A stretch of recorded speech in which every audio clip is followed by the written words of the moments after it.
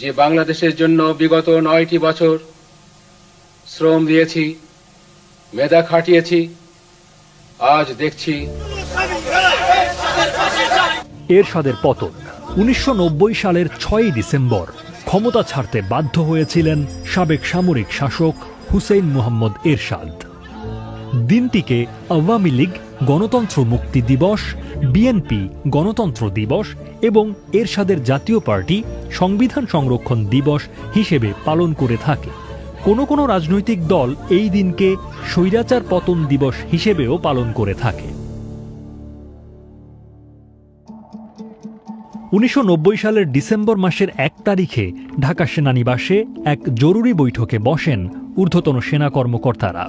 সে বৈঠকের উদ্দেশ্য ছিল প্রেসিডেন্ট এইচ.এম. এরশাদ যেভাবে রাষ্ট্র পরিচালনা করছেন সেই প্রেক্ষাপটে সেনাবাহিনীর ভূমিকা কী হওয়া উচিত সে বিষয়ে আলোচনা করা। জেনারেল এরশাদ বিরোধী আন্দোলন তখন তুঙ্গে। এর কয়েকদিন আগেই ঢাকা বিশ্ববিদ্যালয়ের টিএসসি এলাকায় চিকিৎসক নেতা ডাক্তার শামসুল আলম মিলনকে গুলি করে হত্যা করা হয়। সেনানিবাসের ভেতরে ঊর্ধ্বতন সেনা কর্মকর্তারা সিদ্ধান্ত নিলেন যে দেশের চলমান সংকট একটি রাজনৈতিক বিষয় এবং এ সংকট সমাধানের জন্য রাষ্ট্রপতিকে রাজনৈতিক উদ্যোগ নিতে হবে। ঊর্ধ্বতন সেনা কর্মকর্তারা আরও সিদ্ধান্ত নিলেন যে চলমান রাজনৈতিক সংকটে সেনাবাহিনীর করণীয় কিছু নেই। এমন অবস্থায় প্রেসিডেন্ট এরশাদ সেনা সদরকে প্রস্তাব দিয়েছিলেন যে দেশে সামরিক আইন জারি করা হবে। এরপর ডিসেম্বরের 3 তারিখে তখনকার সেনাপ্রধান লেফটেন্যান্ট জেনারেল নুরউদ্দিন প্রেসিডেন্ট এরশাদের সাথে দেখা করতে যান। সেনা কর্মকর্তারা চেয়েছিলেন যে সেনাবাহিনীর প্রধান লেফটেন্যান্ট জেনারেল নুরউদ্দিন যেন প্রেসিডেন্ট এরশাদকে পদত্যাগের জন্য সরাসরি বলেন। কিন্তু সেনাপ্রধান প্রেসিডেন্ট এরশাদকে সরাসরি পদত্যাগের কথা না বললেও তিনি জানিয়ে দেন যে দেশের উদ্ভূত পরিস্থিতিতে সেনাবাহিনীর অফিসাররা কোনো দায়িত্ব নিতে রাজি হচ্ছেন না। তখন ঢাকা সেনানিবাসে ব্রিগেডিয়ার পদে কর্মরত ছিলেন আমিন আহমেদ চৌধুরী, যিনি পরবর্তীতে মেজর জেনারেল হয়েছিলেন। মিস্টার চৌধুরী 2013 সালে পরলোক গমন করেন। 2010 সালে বিবিসি বাংলার সাথে এক সাক্ষাৎকারে জেনারেল চৌধুরী বলেন, সেনাপ্রধান প্রেসিডেন্টকে বলেছিলেন আপনার উচিত হবে বিষয়টির দ্রুত রাজনৈতিক সমাধান করা অথবা বিকল্প কোনো ব্যবস্থা নেয়া। জেনারেল এরশাদের পরিকল্পনা অনুযায়ী সামরিক শাসন জারির বিষয়ে সেনাবাহিনী একমত নয় বলে প্রেসিডেন্টকে পরিষ্কার জানিয়েছিলেন তখনকার সেনাপ্রধান। প্রেসিডেন্টের সাথে সেনাপ্রধানের বৈঠক নিয়ে তখন দেশ জুড়ে নানা গুঞ্জন। সেই বৈঠক নিয়ে নানা অনুমান তৈরি হয়েছিল সে সময়। একদিকে ক্যান্টনমেন্টের ভেতরে নানা তৎপরতা, অন্যদিকে রাস্তায় এরশাদ বিরোধী বিক্ষোভ। সব মিলিয়ে এক উত্তেজনাকর পরিস্থিতির তৈরি হয়েছিল। ডিসেম্বর মাসের 4 তারিখে সেনাবাহিনীর chief of general staff major general Abdus Salam president এরশাদকে সরাসরি বলেন যে তার পদত্যাগ করা উচিত। পদত্যাগের কথাটা জেনারেল সালামই প্রথম সরাসরি বলেন। অবিলম্বে পদত্যাগ করতে হবে, আর্মি অধৈর্য হয়ে যাচ্ছে, বলছিলেন আমিন আহমেদ চৌধুরী। জরুরি অবস্থা এবং কারফিউর মতো কঠোর পদক্ষেপের মাধ্যমেও যখন গণ আন্দোলন দমানো যাচ্ছিল না, তখন সেনাবাহিনীর দিক থেকে নেতিবাচক মনোভাব দেখলেন প্রেসিডেন্ট মিস্টার এরশাদ। এমন অবস্থায় ডিসেম্বরের 4 তারিখ রাতেই পদত্যাগের ঘোষণা দেন জেনারেল এরশাদ। তখন এরশাদ সরকারের ভাইস প্রেসিডেন্ট ছিলেন মওদুদ আহমদ, যিনি পরবর্তীতে বিএনপির রাজনীতিতে যোগ দেন। মিস্টার আহমদ জানালেন, সেনাবাহিনীর মনোভাব বোঝার পরেই পদত্যাগের সিদ্ধান্ত নিতে দেরি করেননি মিস্টার এরশাদ। সামরিক শাসক জেনারেল এরশাদ ক্ষমতায় টিকে থাকার জন্য নানা ধরনের কৌশল অবলম্বন করেছিলেন। বিরোধী রাজনৈতিক দলগুলোর আন্দোলন মোকাবেলার জন্য তিনি সাধারণ নির্বাচনের ঘোষণাও দিয়েছিলেন। কিন্তু বিরোধী রাজনৈতিক জোটগুলো এরশাদের সে প্রস্তাব প্রত্যাখ্যান করে। ডিসেম্বর মাসের 4 তারিখে তখনকার ভাইস প্রেসিডেন্ট মওদুদ আহমদকে জাতির উদ্দেশ্যে ভাষণ দেবার জন্য বাংলাদেশ টেলিভিশনে পাঠিয়েছিলেন মিস্টার এরশাদ। উদ্দেশ্য ছিল প্রেসিডেন্টের পরিকল্পিত নির্বাচন সম্পর্কে বিস্তারিত ব্যাখ্যা তুলে ধরা।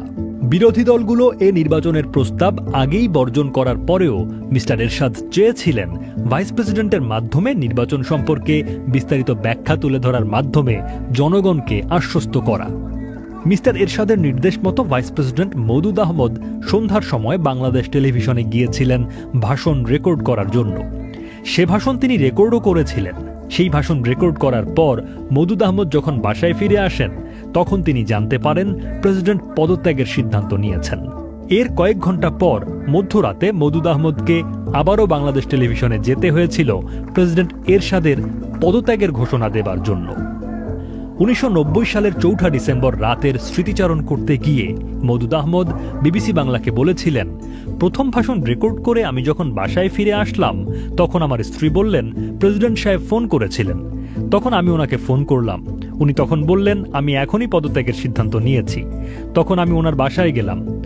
তখন রাতে নিউজের পরে ওনার পদত্যাগের ঘোষণা দেয়া হলো।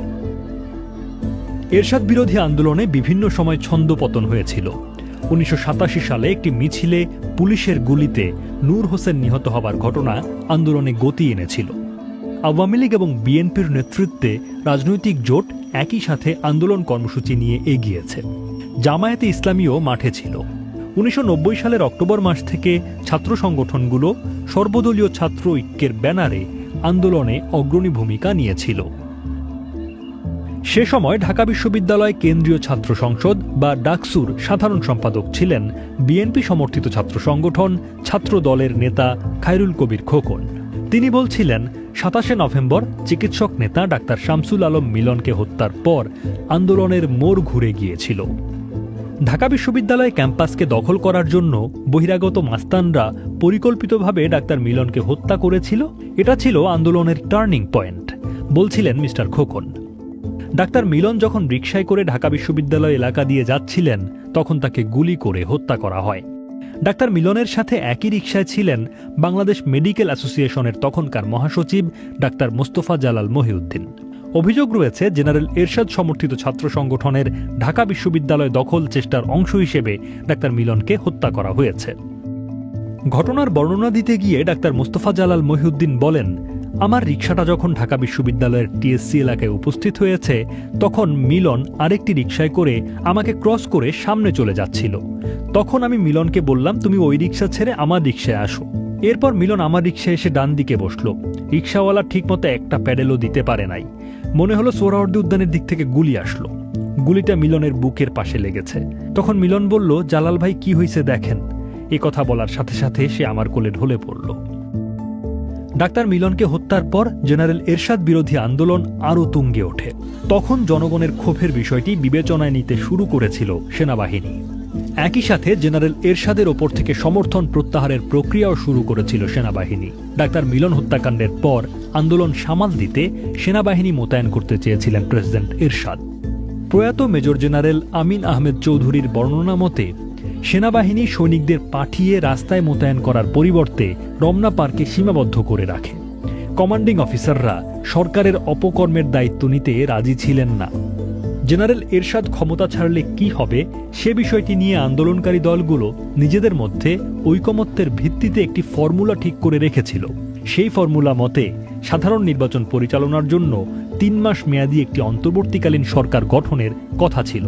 কিন্তু সে অন্তর্বর্তীকালীন সরকারের প্রধান কে হবেন সেটি তখন নির্ধারিত ছিল না। ডক্টর কামাল হোসেন তখন আওয়ামী লীগের সিনিয়র নেতার পাশাপাশি সুপ্রিম কোর্ট আইনজীবী সমিতির সভাপতিও ছিলেন। তিনি জানালেন, জেনারেল এরশাদের পদত্যাগের ঘোষণা দেবার পর আন্দোলনকারী দলগুলো তখনকার প্রধান বিচারপতি মোহাম্মদ শাহাবুদ্দিন আহমদের বিষয়ে একমত হয়েছিল। অস্থায়ী সরকার প্রধানের নাম আসার পর 6 ডিসেম্বর রাষ্ট্রপতির দপ্তরে ক্ষমতা হস্তান্তরের প্রক্রিয়া হয়েছিল। ক্ষমতা হস্তান্তর প্রক্রিয়া সম্পর্কে ব্যারিস্টার মওদুদ আহমদ বলেন, 5 তারিখে বিরোধী দল থেকে আনুষ্ঠানিক প্রস্তাব আসলো যে প্রধান বিচারপতি শাহাবুদ্দিন সাহেব উপরাষ্ট্রপতির পদ গ্রহণ করে তারপর ভারপ্রাপ্ত রাষ্ট্রপতির কাজ করবেন তিনি এবং তার অধীনেই একটি নির্দলীয় সরকার হবে। 6 তারিখ বিকেল 3টায় আমি রিজাইন করলাম। আমি রিজাইন করার পরে শাহাবুদ্দিন সাহেবকে ভাইস প্রেসিডেন্ট অ্যাপয়েন্ট করলেন প্রেসিডেন্ট সাহেব। তারপর প্রেসিডেন্ট এরশাদ নিজে রিজাইন করলেন এবং তারপর শাহাবুদ্দিন সাহেব ভারপ্রাপ্ত রাষ্ট্রপতির দায়িত্ব গ্রহণ করে গণতন্ত্রের নতুন যাত্রা শুরু করলেন। ডিসেম্বর মাসের 4 তারিখে জেনারেল এরশাদ যখন পদত্যাগের ঘোষণা দিয়েছিলেন, তখন রাস্তায় মানুষের যে ঢল নেমেছিল সেটি 6 ডিসেম্বর বিচারপতি শাহাবুদ্দিন আহমদের কাছে জেনারেল এরশাদের ক্ষমতা হস্তান্তর পর্যন্ত বজায় ছিল।